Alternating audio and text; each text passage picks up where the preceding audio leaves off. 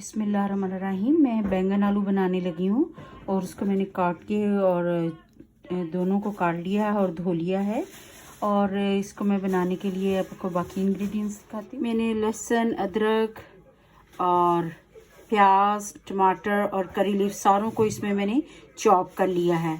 और इसमें मैं बैंगन और आलू में पानी बिल्कुल नहीं डालूंगी, इनके अपने ही जूसेस में वो पकेंगे। अब ये टमाटर, अदरक, लहसुन, प्याज और हरी मिर्च और करी लीफ, इन सारों को मैंने इस गरम तेल में डाल के हल्का सा भूनूंगी और उसके बाद इसमें बाकी स्पाइसेस ऐड करूँगी। और जो इसमें स्पाइसेस ऐड हो गए वो है कि थोड़ी सी हल्दी है, थोड़ी सी आप कह सकते हैं 2 टीस्पून ये मैंने लाल सुरख मिर्च ली है और 2 टीस्पून ही मैंने धनिया पाउडर लिया है। और ये ऑल पर्पस सीजनिंग है जो कि मैंने एक टीस्पून लिया है। और ये 1 टीस्पून मैंने क्यूमिन सीड या ज़ीरा लिया है और ये नमक लिया है मैंने। और ये सारे स्पाइसेस उसके अंदर जाएंगे। अब सारे मसाले ये हल्के से भुन गए हैं तो इसमें मैं ये सारे स्पाइसेस ऐड कर दूंगी।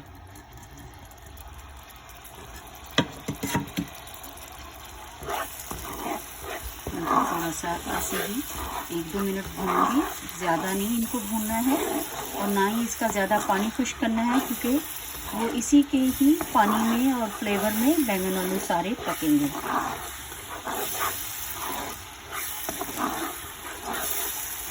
और इसमें मैं दही भी शामिल करूंगी, क्योंकि आप किस्म की हदीस है बैंगन और दाल मसूर में दूध या दही ज़रूर शामिल करना चाहिए, अदरवाइज़ नज़र कमज़ोर होती है। अल्हम्दुलिल्लाह ये हल्का सा भुन गया है। तब इसमें मैं ये सारी सब्ज़ी ऐड कर दूँगी। आलू चले जाएंगे इसके अंदर और बैंगन चले जाएंगे इसके अंदर।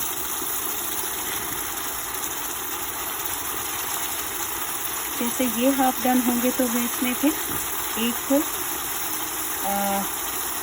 बड़ा टेबल स्पून योगर्ट का ऐड कर दूँगी।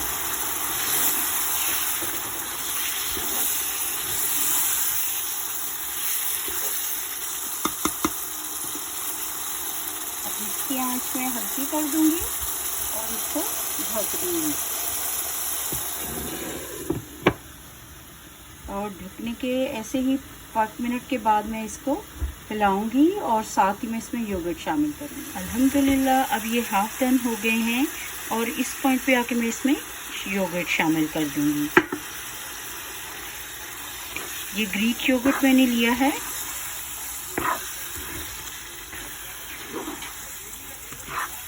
और ग्रीक योगर्ट शामिल करने से इसका फ्लेवर बहुत ही अच्छा हो जाता है। और इसके बाद फिर मैं इसको ढक दूंगी।